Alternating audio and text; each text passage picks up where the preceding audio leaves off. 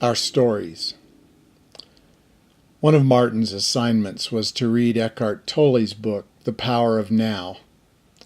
So I bought a copy and started reading, as I had with a dozen other or so books that Martin had wanted me to read. Tolle said that in the eternal present moment, which is all there ever is, it is possible to experience a different state of consciousness. He said that it is blissful and that it is what Jesus called the kingdom of heaven.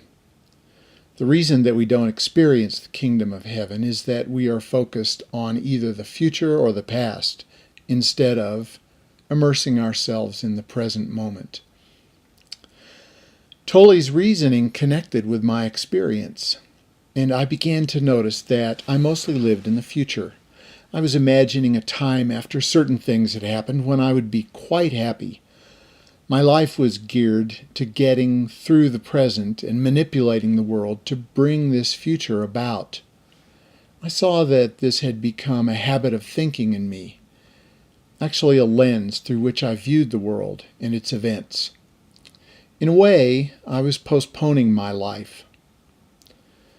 I noticed this same habit in people at work, except that most of them were focused on the past.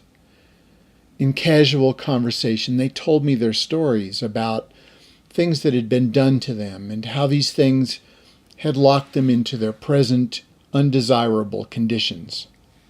Just as Tolle explained, they were reciting their stories to reinforce their self-images.